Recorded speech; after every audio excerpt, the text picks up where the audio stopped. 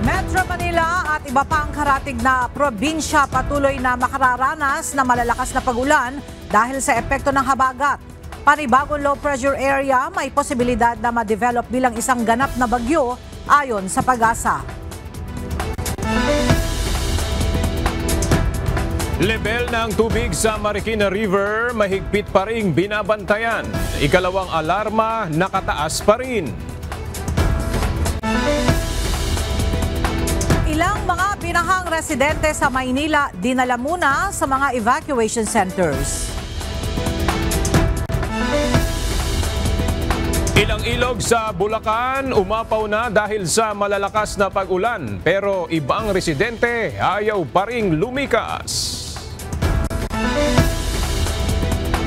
Bilang ng mga nasawi dahil sa pinagsamang epekto ng bagyong Krising, habagat at low pressure area umabot na sa 6.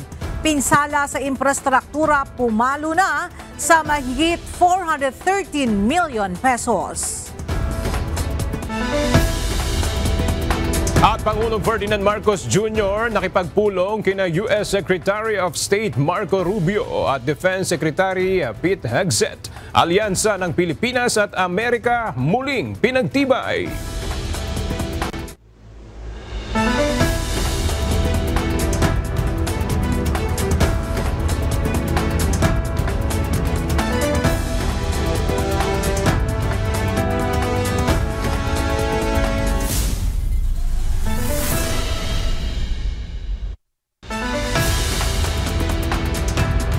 Magandang tanghali mga kasangbahay. Ngayon po ay araw ng Martes, July 22, 2025. Tayo po ay sabayang napapakinggan sa Radyo La Verdad 1350, ang UNTV Radio. At una sa mga balita ngayong tanghali.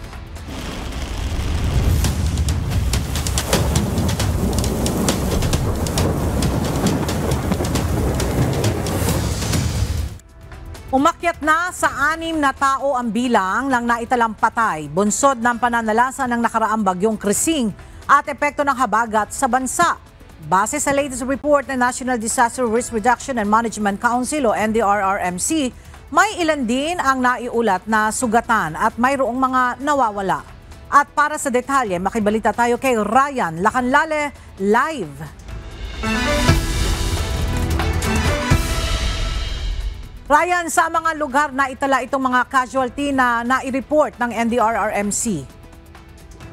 Ella, galing yan sa Mimaropa Region, sa Region 10, 11 at maging sa Caraga Region. Umabot na sa 6 ang naitalang nasawi ng National Disaster Risk Reduction and Management Council dahil sa Tropical Depression Krising at habagat nitong nakaraang linggo. 2 ang kumpirmado at 4 naman dito ay for validation pa. May isang nasawi mula sa Mimaropa, 4 sa Region 10, isa sa Region 11 at mayroong isa sa Caraga Region. Mayroon pa ring 6 na nawawalang at 3 dito ay mula sa Region 6 at mayroon din 3 dito sa National Capital Region. Samantala mayroong 5 sugatan dahil sa habagat at bagyong Krising. Patuloy ding tumataas ang bilang ng mga apektadong pamilya at individual. Sa ngayon ay umabot na sa 1,266,322 na individual ang apektado ng mga pag-ulan at pagbaha. Katumbas ito, Ella, ng 362,465 families mula yan sa 2,088 na barangay sa iba't ibang lugar sa bansa. Mayroon pa ring 15,373 individual na nananatili sa 271 evacuation center. Samantalang mayroong 71,257 na individual na lumikas sa mga kaibigan at kanilang mga kaanak. Samantala, Ella, ipinag-utos ni AFP Chief of Staff General Romeo Browner Jr. ang paggamit ng mga EDCA sites bilang command and control hub sa isinasagawang humanitarian assistance and disaster response dahil sa mga pagbaha dulot ng sama ng panahon. Mayroon na 9 na EDCA sites sa iba't ibang lugar sa bansa. Sabi ng AFP, nagkaroon ng coordination sa US bagamat di na kailangang humingi ng pahintulot sa kanila. Sa ngayon ay nakadeploy na rin ang mga assets at tauhan ng AFP para tumulong sa pagresponde sa mga pagbaha sa iba't ibang lugar sa bansa. Diyan muna ang latest mula dito sa Camp Aguinaldo sa Quezon City. Balik sa iyo, Ella. Maraming salamat, Ryan Lacanlale. Ngayong nasa ilalim ng red rainfall warning ang buong Metro Manila, mahigpit pa ring minomonitor ng mga otoridad ang level ng tubig sa Marikina River. Sa ngayon ay nananatiling nakataas ang second alarm sa ilog ng Marikina. Samantala, patuloy rin ang pagpapaabot ng kinakailangang tulong ng mga nasa evacuation center. Mula sa Marikina City, makipalita tayo kay Jed Neresina live. Jed, ano na ang latest sa level ng tubig sa Marikina River at gaano karaming mga residente ang inilikas na dyan?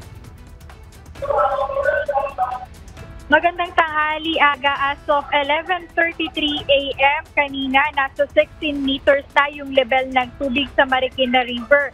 Mas mababa na ito kumpara sa mga naitala kagabi, ngunit nananatili pa rin itong nakataas sa ikalawang alarma. Kaya patuloy na nakabantay ang Marikina Disaster Risk Reduction and Management Office sa Marikina River dahil na rin sa patuloy na pagbuhos ng ulan ngayong araw sa lungsod. Posibleng tumaas pa ang tubig sa ilog ayon sa Marikina DRRMO kung magtutuloy-tuloy ang pag-ulan at lalo na kung malakas ito. Patuloy naman ang paalala ng mga otoridad sa mga residente na maging alerto at maghanda. Paalala pa rin natin sa publiko na patuloy pa rin mag-antabay sa mga anunsyo ng pamahalaan kasi hindi pa po natin nalalagpasan yung malalakas na pag-ulan. Although mabilis po yung pagbaba ng Marikina River, ay nandiyan pa din po yung threat ng patuloy na pag-ulan po sa maghapon hanggang bukas po. Higit 23,500 individuals o katumbas ng higit 4,000 families ang pansamantala munang nasa evacuation centers dito sa Marikina City, kung saan higit 30 evacuation center ang tiniyak ng Marikina LGU na bukas sa iba't ibang bahagi ng lungsod. Ayon sa lokal na pamahalaan, simula pa lang ng evacuation phase ng mga apektadong residente ay nag-provide na sila ng masasakyan at tiniyak din nila na pagdating sa mga evacuation centers ay mabibigyan sila ng ilang basic needs, lalo na yung pagkain. Dagdag pa ng Marikina LGU na nagtalaga na sila ng mga medical personnel at maging security team upang mabantayan ang safety ng bawat residente. Aga, maidagdag ko na rin sa kalapit na lungsod sa Pasig City naman, naitala na yung 26 evacuation centers na nakabukas sa 15 barangay sa lungsod ng Pasig at yung bilang naman ng mga pamilyang lumikas na sa lungsod ng Pasig ay umabot na rin sa higit 4,000 na pamilya, katumbas ito ng higit 14,000 naman na mga individual. So doon sa mga nasabing areas, patuloy yung pagbabantay ng mga lokal na pamahalaan at patuloy yung pagtitiyak nila sa kaligtasan din ng mga residente nasa mga apektadong lugar dahil sa patuloy na pagulan. Ayan muna update mula rito sa Marikina City. Balik sa iyo, Ada. Maraming salamat, Jed Neresina. Kapag may sama ng panahon o kalamidad, kabilang sa mga pinakaapektado ang mga kababayan nating may karamdaman at hindi kayang lumikas sa kanilang sarili. Sa Maynila, ilang mga may sakit ang kasama sa mga naapektuhan ng pagbaha. Mula sa Baseco Port Area sa Maynila, may report si Ivan Alvarez live.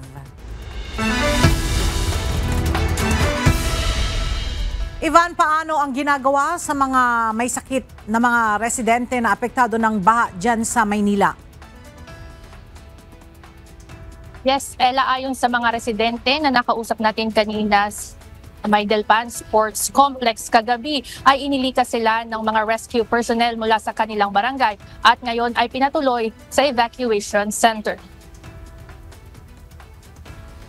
Sa mga oras na ito, 9 na pamilya na o 44 na mga individual ang inilikas sa Delpan Sports Complex sa Tondo, Manila.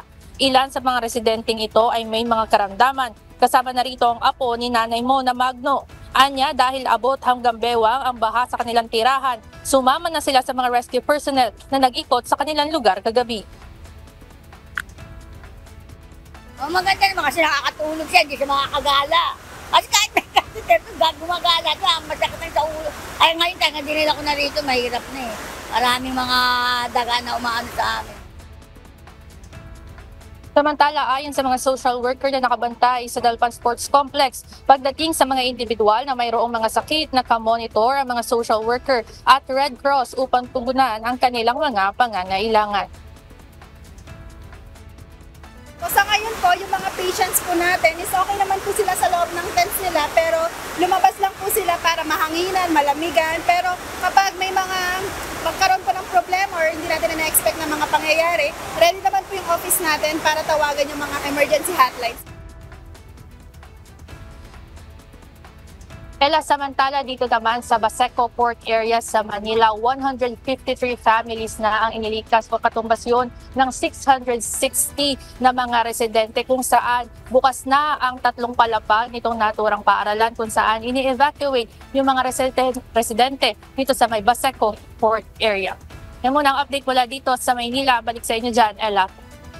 Ivan, maaari mo bang ma-describe kung ano ngayon ang kalagayan dyan? Malakas ba ang ulan o ambon na lamang dyan sa Baseco Port area, Manila? Ella, kaninang bandang alas 10 ng umaga, bumuhos ulit yung malakas na pag-ulan dito sa may Maynila, lalo na dito sa may Baseco Port area. Ngunit sa mga oras na ito, tumila na yung pag-ulan, ngunit patuloy ang pagdating ng mga evacuees dito sa naturang paaralan at nakaredy din yung mga social workers na nandito para i-accommodate yung mga patuloy na dumadating na mga residente. Ella. Alright, at yung mga evacuees ay nakakatanggap ba sila ng pagkain at gamot? Ella, dahil ngayon ay malapit na mag-alas 12 ng tanghali, ay malapit na rin mamigay ng pananghalian itong ating mga evacuees. Bukod sa mga food assistance na ibinibigay ng mga otoridad, meron din silang mga kanya-kanyang tents. Kanina doon sa may Dalpan Sports Complex, kada pamilya ay may kanya-kanyang tent kung saan sila maaaring o tumuloy o matulog at para meron din privacy ang mga bawat residente. Dito naman sa Baseco Port area, merong mga nakatalagang floors at tents sa loob ng mga classrooms para masiguro na may maayos na tutulugan o tutulayan itong ating mga residente. Ella. Alright, maraming salamat, Ivan Alvarez. Patuloy na nararanasan ang malalakas na pag-ulan sa lalawigan ng Bulacan, kaya naman umaapaw na rin ang tubig sa mga ilog.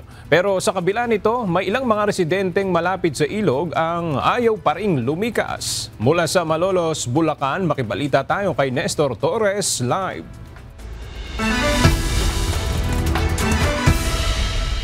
Nestor, bakit ayaw lumikas nung mga residente dyan na malapit sa mga ilog?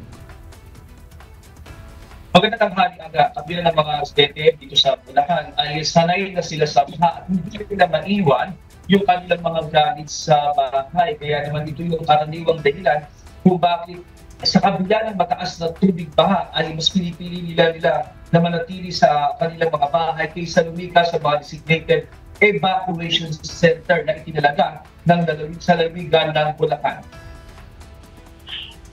Tuluyan ng umapaw ang tubig sa mga ilog sa probinsya ng Bulacan.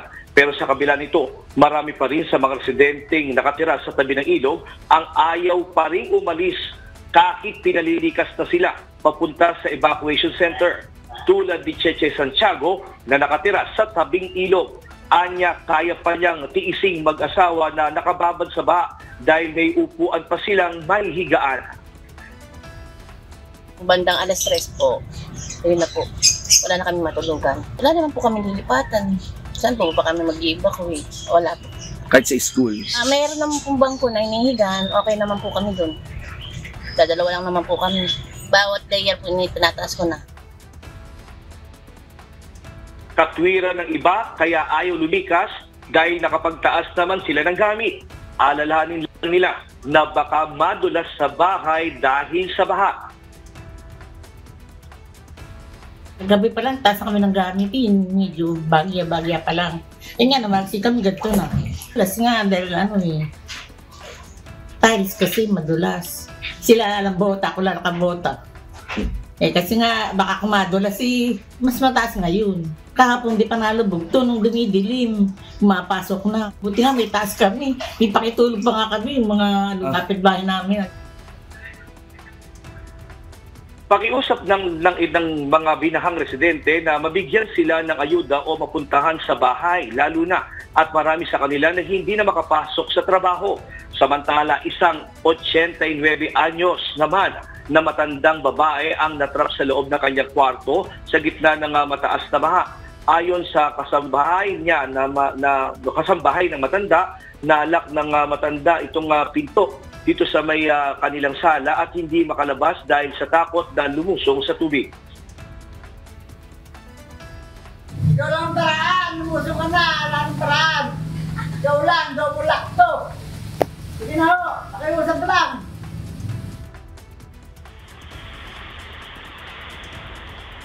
Sa pagtutulungan naman ng ilang mga kamag-anak at nagawa naman ang paraan na mabuksan nga yung nasabing pinto na nakala dito sa kanilang bahay. At ngayon, dito ako mismo sa bahay ng isang 88 anyos na matanda kung saan nga ay nandito siya ngayon at kasalukuyan siya ngayon pinakakain matapos nga siya na malak yung kaniyang, itong kanyang bahay na nandito siya ngayon sa bahang tubig kung saan nga ay kasalukuyan siyang pinakakain at matapos siyang magutom sa ilang oras na pagkakalak ng bahay niya dito sa kanilang lugar sa Malolos, Bulacan.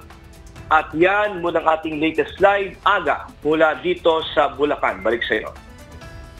Nestor, paano yung assistance? Kumusta yung assistance ng LGU doon sa mga apektadong residente na nasa evacuation area?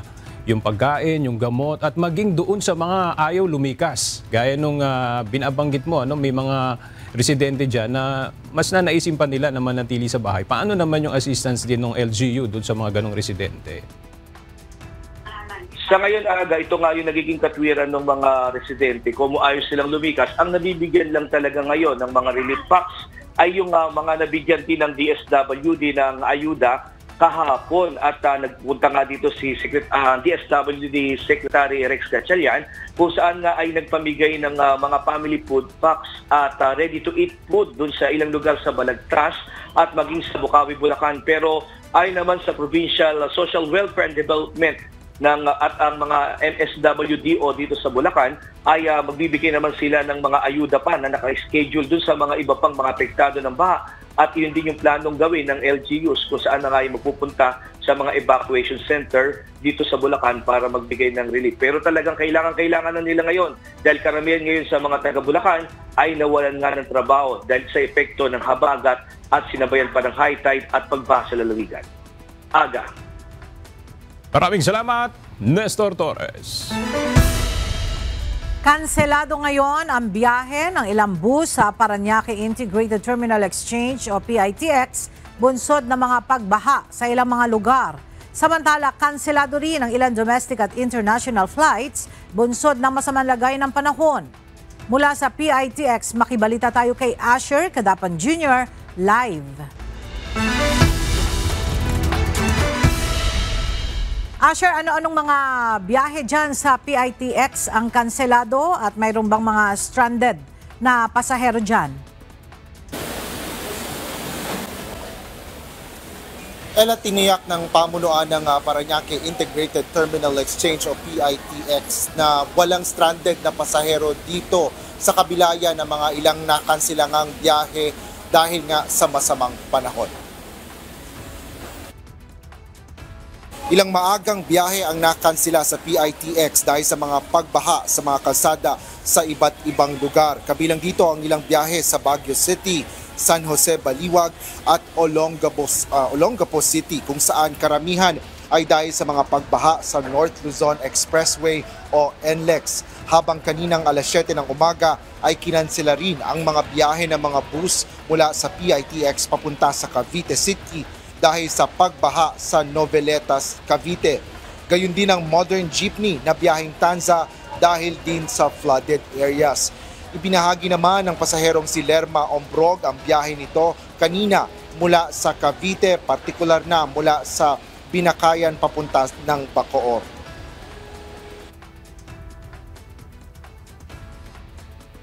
Mahirap din kasi parang may alon, lalo na pag may kasalubong bus or sasakyan, parang may alon na yung baha. Tumagal din kayo sa biyahe? Matagal din. Mahina lang yung flow, yung flow ng biyahe namin. Grabe. Dahil nakansela ang trabaho sa Metro Manila ay napilitan namang umuwi na lang ang pasaherong si Gilbert de Matera sa Bicol Region. Likely sa Quezon, maraming kuwan dyan. So, but then I'll take the risk kesa mag-stay rito ng longer and then I'll just come back later.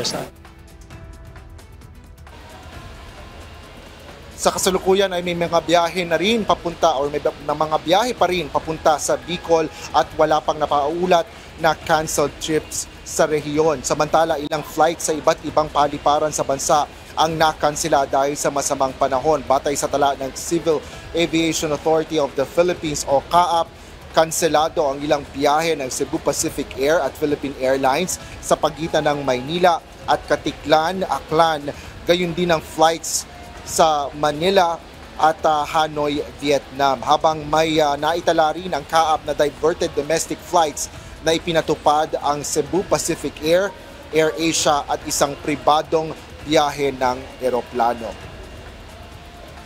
Batay sa datos ng CAAP ay may umaabot sa 2,160 individuals na apektado nitong mga kanseladong flights. Dito naman sa PITX ay patuloy ang pagdating ng mga pasahero dito, bagaman kapansin-pansin na mas mababa ang bilang ng mga pasaherong dumarating dito. Nakararanas rin ng mga panakanakang malalakas sa pag-ulan habang wala namang nararanasan mga pagbaha papasok at palabas ng terminal. Yan ang latest dito sa PITX.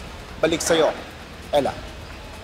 Asher, paano yung mga nakabili na ng ticket sa PITX at ganun din sa mga canceled flights? Maaari ba nila yung i-rebook or i-refund na lamang? Yes, Ella, para doon sa mga nakabili na ng mga biyahe o ng mga tickets nila, particular doon sa mga flights, sa mga paliparan, maaari silang kumontak sa kanilang mga airlines para mag-rebook dahil pinapayagan naman yan sa batay na rin yan sa mga panuntunan sa mga paliparan. Dito naman sa mga biyahe na nakansela sa Cavite, dito sa PITX papunta ng Cavite, wala naman dyang mga reservation or advance booking at nagbabayad lang mismo doon sa mga bus at sa mga konduktor. Kaya yan naman ay wala namang advance booking na kailangan silang gawin or kailangan i-rebook. Ella. Alright, maraming salamat, Asher Cadapan Jr. Muling iniutos ng Pangulo ang pagde-deploy ng mga sasakyan ng Department of Transportation, Philippine Coast Guard at Philippine Ports Authority ngayong araw mula alas 7 hanggang alas 10 ng umaga at alas 5 ng hapon hanggang alas 8 ng gabi. Layunin nito na magsakay ng mga pasaherong kailangang bumiyahe sa gitna ng matinding pag-ulan at pagbaha. Sa Dalandanan, Valenzuela, sinerbisyuhan ng PCG ang mga residente at mga kabataang ibinyahe gamit ang rescue boat sa kasagsagan ng abot-binting baha sa lugar. Hindi na rin kasi madaanan ng mga light vehicle ang ilang bahagi ng kalsada dahil sa taas ng tubig baha. Magsusundo naman ng mga stranded na pasahero ang mga bus at truck sa rutang Quiapo-Angono, Quiapo-Fairview, Loton-Alabaang at Philcoa-Fairview para matiyak na makarating ang mga commuter sa kanilang destinasyon. Muling tiniyak ni Pangulong Ferdinand Marcos Jr. ang tulong sa mga naapektuhan ng bagyong Krising at Habagat. Ang Department of National Defense pinagagamit ang mga kagamitan ng Armed Forces of the Philippines sa pagresponde sa kalamidad. Narito ang report ni Nel Maribohok. Bago pa man umalis patungong Estados Unidos, nagbilin na si Pangulong Ferdinand Marcos Jr. sa mga ahensya ng pamahalaan at tiyakin na matutugunan ang mga pangangailangan ng mga biktima ng bagyong Krising at Habagat. Sa video message ng Pangulo, sinabi niya na nakahanda na ang mga relief goods at iba pang pangangailangan. Pinatitiyak rin ni PBBM na magiging sapat ang supply ng kuryente at tubig. Ang mga relief goods ay nakahanda na, idinideliver na doon sa mga area na nangangailangan. Yung mga medical team, kasabay na rin noong ating mga relief goods. At tinitiyak natin na mayroong transportasyon. At siyempre, ay tinitiyak natin na may sapat na supply ng tubig, sapat na supply ng kuryente.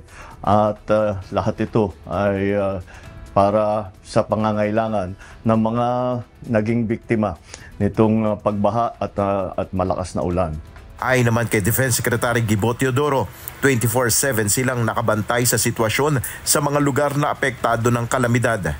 Gagamitin na rin ang assets ng Armed Forces of the Philippines sa pagresponde sa mga nangangailangan ng tulong.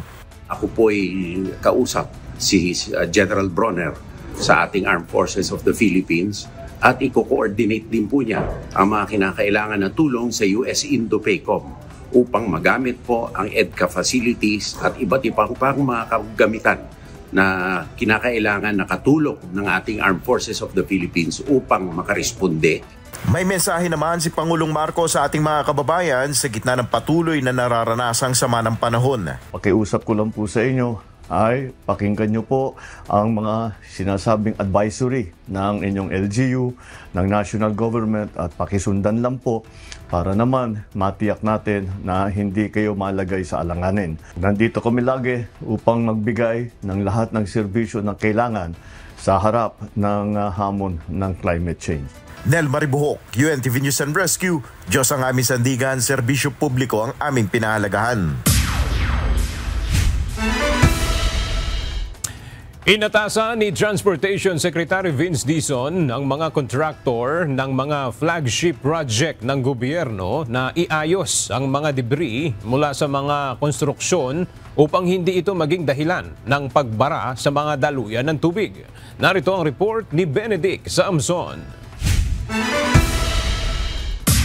Nag-ikot si Transportation Secretary Vince Dizon sa mga iba't ibang proyekto ng gobyerno gaya ng Metro Manila Subway Project kahapon. Layo nito na makita at maipaalala sa mga kontraktor na maiayos sa mga debris mula sa proyekto upang hindi ito maging dahilan ng pagbaha lalo na ngayong malakas ang buhos ng ulan. In fact, after this, mag-i-inspection nga ako sa mga ibang mga projects sa Quezon City para tignan nga kung at i-remind yung mga contractors natin na siguraduhin yung mga debris from construction hindi nakakakos ng mga bara sa ating mga drainage. Samantala, pinalaki naman ng Department of Transportation ang kapasidad ng drainage sa Quirino Subway Station upang maiwasan ang pagbaha sa mga kalapit na lugar. Ayon sa kalihim, layo ng mga proyektong ito na makapaghatid ng ginhawa sa mga commuter at hindi ng abala dahil sa pagbaha. Benedict Samson, UNTV News and Rescue. Diyos ang aming sandigan, serbisyo publiko ang aming pinahahalagahan. Binibilisan na ng San Miguel Corporation ang paglilinis sa mga inlet at outlet ng drainage ng apektado ng MRT-7 sa Commonwealth Avenue, Quezon City. Bago pa man magsimula ang malalakas na pag-ulan, nagtatanggal na rin ng debris ang SMC upang matiyak na hindi ito magiging sanhi ng pagbabara. Ang hakbang na ito ay bilang pagsunod sa utos ng Pangulo na siguraduhin ang mga infrastructure project ng national government ay hindi makadadagdag sa nararanasang pagbaha sa bansa. Humupa na ang baha sa ilang mga bayan sa Palawan matapos ang pananalasa ng bagyong Krising. Kaugnay nito, hinatira naman ng tulong ng local government unit ang mga residenteng naapektuhan doon ng kalamidad. Mula sa Puerto Princesa, Palawan, makibalita tayo kay Andy Pagayona Live. Andy, nakauwi na ba yung mga residenteng binaha dyan sa Palawan at mayroon na bang damage assessment doon sa mga pinsalang iniwan ng nakaraang bagyo? Yes, magandang tanghali aga. Sa ngayon, wala pang inilalabas na naging assessment itong PDRRMO at iba pang katuwang na ahensya ng gobyerno doon sa lawak ng naging pinsala ng bagyong Krising sa lalawigan ng Palawan at maging yung mga residente sa lalawigan na naapektuhan ng bagyo ay nagsiuwian na rin sa kanilang mga tahanan. Patuloy nga itong ginagawang validation ng PDRRMO, MDRRMO, katuwang ang Provincial Agriculture at MSWDO sa mga lugar na napinsalan ng bagyong Krising dito sa lalawigan. Ito yung kanilang ginagawa at ang Provincial Disaster Risk Reduction and Management Office ay nagmo-monitor din sa lagay ng panahon sa probinsya at sa ginagawang monitoring ng mga ahensya ng pamahalaan sa lawak ng pinsalang iniwan ng bagyo. Naipadala na rin ang tulong sa 5 bayan sa lalawigan na lubang naapektuhan ng bagyo. Kabilang dito ang bayan ng Culion, Busuanga, Rojas, El Nido at bayan ng Aborlan. Sa post ng Provincial Information Office ng Palawan, aabot sa 3,089 na family food packs ang inihatid sa mga nabanggit na bayan. Laman ng family food packs na ipinamahagi ay tig 6 na kilong bigas, energy drink, assorted canned goods, kape at ilan pang pangunahing pangangailangan ng mga residente. Ang paghahatid ng family food packs sa mga residente sa Palawan ay pinangunahan ng Provincial Social Welfare and Development Office. Sa ngayon ay wala pa namang abiso kung maapektuhan ang Palawan sa 2 low pressure na binabantayan ng Pag-asa. Pero sinisiguro ng pamahalang panlalawigan na nakaredy sila, lalo na ang ipapamahaging tulong sa mga nangangailangan. Yan muna ang ating update. Balik sa iyo, Aga. Maraming salamat, Andy Pagayona. Maraming pet lovers ang labis na nalungkot at naawa matapos na mabagsakan ng malaking bato ang isang aso sa Cannon Road sa Baguio City noong kasagsagan ng bagyong Krising. Subalit nang balikan ng may-ari ang kanilang bahay, laking gulat at tuwa ng mga ito nang makitang buhay at nasa maayos na kalagayan ang kanilang alaga sa kabila ng buwis buhay na pangyayari. Narito ang report ni Grace Doctolero. Kitang-kita sa video na ito kung paano nataranta ang asong ito sa pagbagsak ng isang napakalaking bato sa may bahagi ng Cannon Road Camp 7 sa Baguio City noong Sabado. Sa kuha ng CCTV, makikitang isang itim na asong nakatali sa loob ng kulungan. Sa footage, mapapansin na tila nataranta at lumabas pa ng kulungan ng aso bago pa bumagsak ang napakalaking bato. Kapansin-pansin na tila gumagalaw pa ang bahaging ito kung saan nadaganan ang aso. Maraming mga nakapanood ng balita noong weekend ang nakaramdam ng labis na kalungkutan at pagkaawa sa aso na sinasabing naiwang nakatali ng may-ari noong kasagsagan ng bagyong Krising matapos silang lumikas. Nang mabalitaan ng may-ari ng asong si Moana ang pangyayari, ganun na lamang ang kanilang pagkalungkot.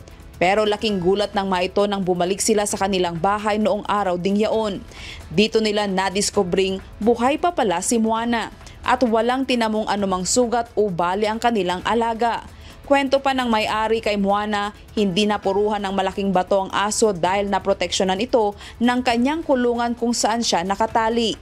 Tignan mo nga, silipin mo, baka nandito. Sabi ko. Tapos yun, tinaas nila yung cage. Andun siya. Oo, nakukoberan siya. Hindi siya gumagalaw, wasin. Kaya hindi namin alam na nandun siya. Hindi siya gumagalaw. Naramdaman. Oo, okay naman, masaya. Kasi, ay, okay, sabi ko. Na-relief ako ng ano. Siyempre, sumaya ako nang nakita ko yun. Ayon sa may-ari ng aso, 5 taon nang nasa kanilang pangangalaga si Moana at mahal na mahal nila ito. Itinanggi rin ito na pinabayaan nila ang aso. Po yun ang hindi nila naintindihan, yung mga netizen. Kailangan po talaga itali yung aso kung walang sapat na na paglalagyan. At saka pag lahat sila nakalabas, mag-aaway-away lang yan. O kaya pumunta sa kalsada, masasagasaan. Mas lalo na naman akong tapos makakagat ng tao. Diba? Nauna nang tinuligsan ng ilan ang may-ari ng aso sa video dahil sa pagpapabaya umano sa kanilang alaga. Nararamdaman ko. Oo, siyempre, parang nakakawala ng pagod kapag, siyempre, ako kapag minsan galing ako sa town, uuwi ako, nakikita ko lang masigla yung mga aso ko, nakikita kakawag-kawag yung balahibo. Siyempre, masaya po ako doon. Doon nakaka-relief ng stress pa sa akin. Tsaka naging ko sila, Magmula nung na-operan ako ng puso ko, sila na ang naging kalakalaro ko. Grace Dr. Lero, UNTV News and Rescue. Diyos ang aming sandigan, serbisyo publiko ang aming pinahahalagahan.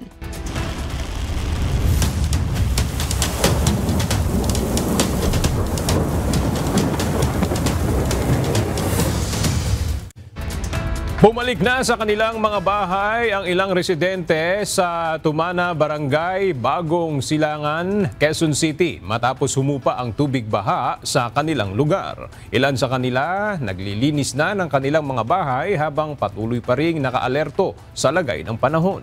Mula sa Barangay Bagong Silangan sa Quezon City, makibalita tayo kay Rosalie Coz live. Rosalie, bakit nagsisiuwian na yung mga residente? Gayong base dito sa latest forecast ng Pag-asa ay inaasahan pa rin yung malakas na pag-ulan sa Metro Manila ngayong maghapon. Aga, andito tayo ngayon sa Tumana, sa Barangay Bagong Silangan, Quezon City, isa sa 55 lugar na apektado ng mga pagbaha kapag may mga umiiral na weather systems katulad ng habagat o kaya naman ay bagyo nung nakalipas na weekend. At kung makikita nyo sa aking likuran, Aga, para makita lang ng ating mga kasangbahay, itong Tumana ay malapit sa ilog at sa creek. May bakas pa ng pagbaha. At kung gaano kataas yung inabot ng tubig baha dito kahapon, ito yung katabing bahay natin, halos kataas ng pintuan na yan. At bakas pa nga dito sa gilid na yan ay yung mga putik, dala ng matinding buhos ng ulan at mga pagbaha.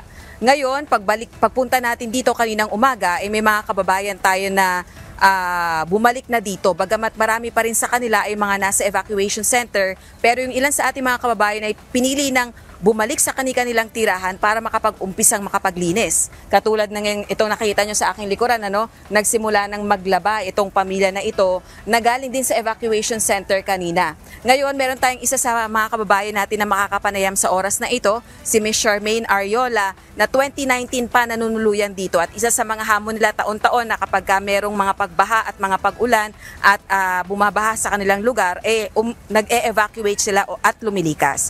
Charmaine, pwede mo bang sabihin sa amin bakit bumalik kayo gayong meron pang babala ang pag-asa ng pag-iral ng mga pagbuhos ng ulan dahil sa habagat, ganun din sa low pressure area? Opo, isa po sa dahilan kasi pag humuhupa po yung baha, nag-uumpisa na rin po kami maglinis. Kasi po, mas mahirap pong linisan kapag naiwan yung putik po dala ng baha. And isa pa po kasi wala naman po kami ibang matutuluyan din. Ay mahirap po ang sitwasyon sa mga evacuation center. Kaya hindi rin po kami tumutuloy. Isa pa po malaki yung pamilya namin. Kaya mas pinipili na lang po namin na bumalik na lang agad po dito sa amin. At isa pa po, meron din po kami mga inaasikasong hanap buhay po dito. Kung ikukumpara naman kahapon, mas medyo mahina yung mga pag-ulan ngayon kaysa kahapon na tuloy-tuloy yung malalakas na buhos ng ulan. Pero yun nga, nakataas pa rin yung alerto. Ano man ang mangyari, handa ba kayo sa paglikas? Opo, nakaready naman po kami, yung mga gamit po namin, sinafety na namin. At kami po personal, nakaantabay naman po kami sa mga forecast, lalo na po dun sa sitwasyon sa Marikina River. Anytime po na mag-alert ulit, nakaready naman po kami na lumikas po. O kahit umuulan pa, nagsimula na rin kayong maglinis, hindi ba mas challenging yung masungit pa rin yung lagay ng panahon pero nag-umpisa na kayong maglinis ngayon pa lang? Kasi po pagka ganito pong nagbabaha, wala pong tubig tsaka kuryente. So yung tubig ulan po, ginagamit na rin po namin panglinis sa putik na naiwan po sa putik na naiwan, ganyan po. Alright, maraming salamat po Ma'am Charmaine sa inyo pong panahon. At yan, Aga, patuloy tayo nakaantabay dito sa Barangay Bagong Silangan na isa sa mga naapektuhan ng mga pagbaha at pag-ulan dito sa Quezon City dahil alam naman natin na itong Tumana, isa sa mga low-lying areas dito sa Barangay Bagong Silangan, Quezon City. Balik sa inyo dyan sa studio. Maraming salamat, Rosalie Coz. Dagsa ngayon ang mga residenteng pansamantalang nanunuluyan sa isang evacuation center sa Burgos, Rizal. Bunsod pa rin ang malalakas na pag-ulan at pagbaha na dulot ng habagat. Base sa datos ng mga otoridad, mayroong nasa 200 mga pamilya ang namamalagi doon dahil hindi pa rin sila makabalik sa kanilang mga bahay. Mula sa Burgos, Rizal, ang detalye hatid ni Mia Alonzo live. Mia, na ibibigay naman ba ang pangangailangan ng mga evacuee dyan at meron bang mga minomonitor na mayroong mga sakit?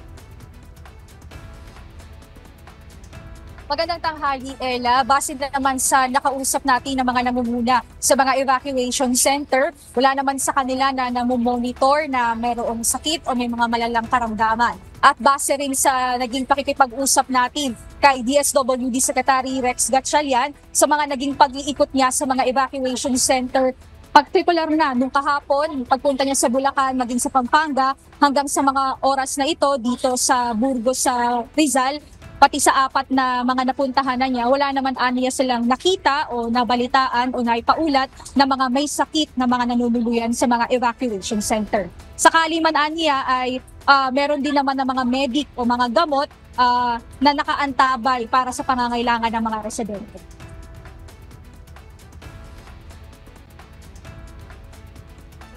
Kanya-kanyang latag at tayo ng tent ang ilang mga evacuee sa Aranzazu, Covered Court, Burgos, Rodriguez, Rizal.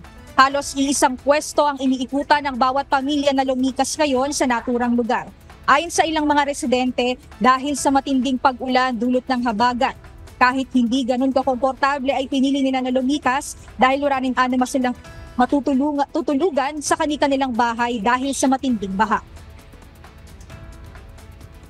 Dito po kami natutulog, tapos mainit yung mga bata. Di no choice ka naman, di ka naman pwede mag-inarte. Dito ka talaga. Ay sana naman doon kami sa baba, wala rin kami tutulugan kasi wala kaming taas. Dalawang evacuation center mayroon ng Burgos Rodriguez Rizal. Isa sa Burgos Covered Court na mayroon 297 na pamilya. At ang isa ay dito sa Burgos Elementary School na mayroong 234 na pamilyang lumikas. Sa pag-iikot kanina ni DSWD Secretary Rex Gatchalian, pangatlo ang Burgos sa binisita ng ahensya at napagkalooban ng family food packs. Sa kabuuan, mayroong nasa higit 10,000 na pamilya ang apektado sa buong Metro Manila, habang 7,000 naman ang kasalukuyang nanunuluyan ngayon sa mga evacuation center. Ella, sa kasalukuyang sitwasyon naman ngayon dito sa may Burgos Elementary School, kumpara kasi doon sa Burgos Covered Court na napuntahan natin una kanina, doon kasi kanya-kanyang latag lang at talagang tabi-tabi lang ang mga residente na mga nag-evacuate. Samantalang dito naman sa may Burgos Elementary School, bagamat marami yung mga nakastay ngayon dito at dikit-dikit sila, ay meron namang mga provided na mga tent tong mismong eskwelahan. Kaya mayroon pa ring privacy ang bawat pamilya na nakastay ngayon dito. Samantala, ayon naman sa mga nakausap natin na iba pang mga residente, inaayos na nila ang kanilang mga tahanan dahil nakikita nila na mayroon ng nagiging pagbaba ng tubig sa kanilang mga bahay. Kaya yung iba, yung kanilang mga asawang lalaki ay kasalukuyan na naglilinis at inaasahan nila na baka sakali pagtuluyan na ang pagbaba nitong tubig at pagtigil ng ulan ay makabalik na sila sa kanilang mga tahanan. At yan muna ang update mula dito sa Burgos sa Evacuation Center sa Rizal. Balik sa iyo. Maraming salamat, Mia Alonzo. Lubog pa rin sa baha ang ilang mga kalsada sa Valenzuela City. Bunsod ng patuloy na pag-ulan, kaya naman nahihirapan na makalusot ang mga motorista na patungo sana ng Malabon City. Pahirapan din ang paglusot ng mga motorista na galing Valenzuela patungong Malabon City o Malabon City dahil sa baha na dulot ng malakas na buhos ng ulan. Mula sa Marulas, Valenzuela City, ang detalye ihahatid ni Benedict Samson live. Benedict, ano na yung update sa traffic situation dyan ngayong baha pa rin ng mga kalsada? Magandang tanghali, Aga. Kumpara sa mabigat na pila ng mga sasakyan kanina, ngayon ay unti-unti na nga ito umuusad. Dahil sa unti-unting umuhupa na ang tubig baha ay nakabiyahe na rin ang ibang sasakyan. Samantala sa Gob-Ay Santiago Road naman na isa sa daanan mula Valenzuela City patungong Malabon City ay hanggang binti pa rin ang tubig baha. Pero kahit medyo mababaw pa ang level ng tubig ay nag-aalangan pa rin ang ilang motorista kung kaya't ang ilan ay nagbebuelta na lamang upang humanap ng ibang madadaanan. Mayroon naman na inakay na lang ang dalang motorsiklo at mayroon din na naglakad na lamang. Sinabi naman ng pamunuan ng North Luzon Expressway na nadadaanan na ang bahagi ng NLEX na binaha kagabi. As of 10:20 AM kanina ay maayos nang nadaraanan ng NLEX mula Balintawak hanggang sa Tarlac Toll Plaza. Aga kagabi ang pila nga ng mga sasakyan papunta ng NLEX ay umabot ng nasa 2.5 kilometers at hanggang alas 11 nga kagabi nakita natin itong mahabang pila ng mga sasakyan na hindi na nga umuusad. At yan muna ang ating update mula rito sa Valenzuela City. Balik sa inyo dyan, Aga. Maraming salamat, Benedict Samson. Tiniyak na Manila Electric Company o Meralco na patuloy ang kanilang operasyon upang maibalik ang supply ng kuryente sa mga lugar na naapektuhan ng malalakas na pag-ulan dulot ng habagat. Ayon sa Meralco, nasa 167,000 customers ang nawalan ng kuryente ngayong umaga. Karamihan dito ay mula sa Metro Manila, Bulacan at Cavite, habang ang iba ay nasa Rizal, Laguna, Batangas at Quezon. Ayon kay Meralco Vice President Joe Zaldariaga, na halos 98% ng mga naapektuhang customers ay nasa mga binahang lugar kaya't inaantabayanan pa ang pagbaba ng tubig bago maisagawa ang ligtas na pag-restore ng serbisyo.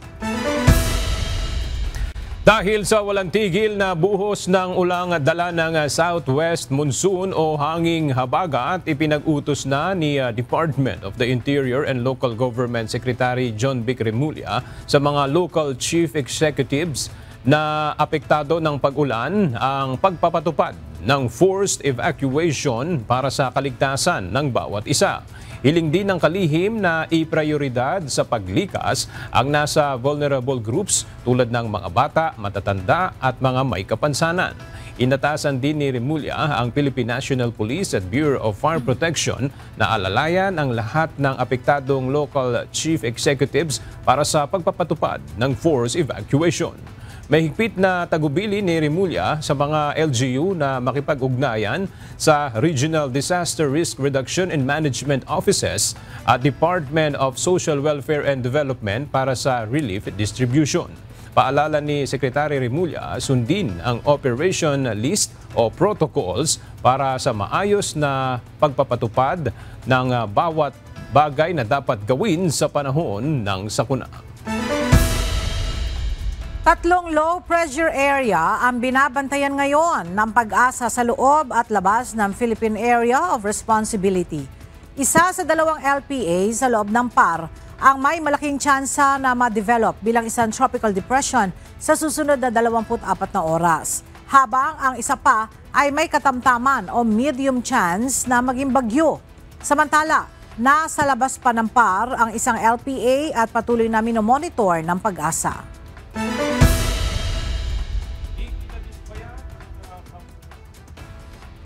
Ikinadismaya ng Pangulo ang mga ulat na may mga kawani ng pamahalaan na naglalagay ng mga SONA-related materials sa mga pampublikong lugar habang maraming Pilipino ang patuloy na nakararanas ng matinding pagbaha. Dahil dito, agad na ipinag-utos ng Malacanang ang agarang pagpapatigil sa lahat ng mga aktibidad na bahagi ng paghahanda para sa SONA sa Lunes.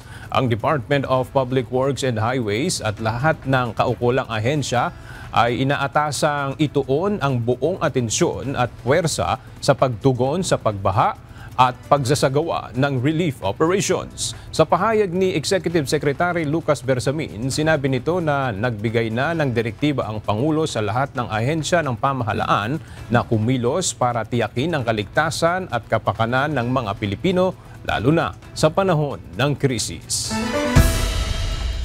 At sa iba pang balita, sa unang araw ng official visit ni Pangulong Ferdinand Marcos Jr. sa Washington, D.C., nakipagpulong ito kina United States Secretary of State Marco Rubio at Defense Secretary Pete Hegseth. Kasama sa natalakay ang pagpapatibay sa alyansa ng Pilipinas at Amerika. Alamin natin ang detalye mula kay James Bontuyan, live.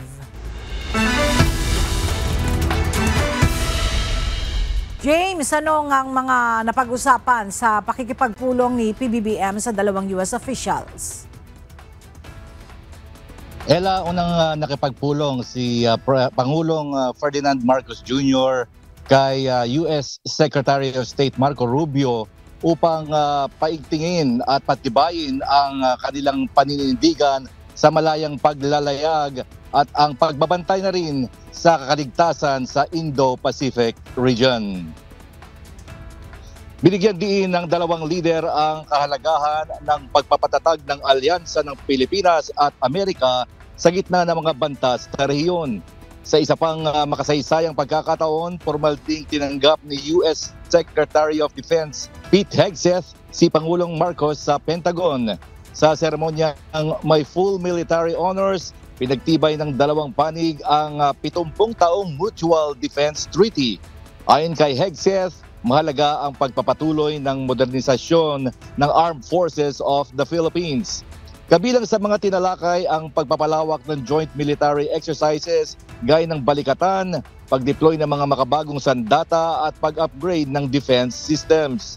Sa larangan naman ng ekonomiya, nanguna si Pangulong Marcos sa isang forum kasama ang malalaking negosyanteng Amerikano. Inalahad niya ang mga oportunidad sa pamuhunan sa Pilipinas, partikular sa semiconductors, teknolohiya at healthcare. Ipinunto rin ng Pangulo ang layunin ng pamahalaan na makapagkasundo sa Amerika para sa isang reciprocal trade deal bago ang itinakdang deadline sa August 1 upang maiwasan ang pagpapataw na 20% taripa sa ilang produktong Pilipino. Bukas naman, nakatakda ang pakikipagpulong ni Pangulong Marcos kay US President Donald Trump sa White House. Inaasahan na tatalakayin dito ang mga hakbang tungo sa mga patas na kalakalan at pagpapalawak ng kooperasyon ng dalawang bansa. Yan muna ang ating update. Balik sa iyo, Ella. Maraming salamat, James Bontuyan, live mula sa Maryland, USA. At sa ating pong iiwang mga salita ng Diyos na ating sandigan mula sa Aklat ng Juan, Kapitulo 8, versikulo 12, na nagsasabi, "Muling ang nagsalita sa kanila si Jesus na sinasabi, Ako ang ilaw ng sanglibutan. Ang sumusunod sa akin ay hindi lalakad sa kadiliman, kundi magkakaroon ng ilaw ng kabuhayan." At yan ang mga balitang aming tinutukan at inaksyonan. Dahil sa aming pagbabalita, una ang pagkalinga sa kapwa. UNTV CE News, may balita sa anumang panig ng daigdig. At dito sa UNTV, Diyos ang aming sandigan, serbisyo publiko ang aming pinahahalagahan. Magandang tanghali.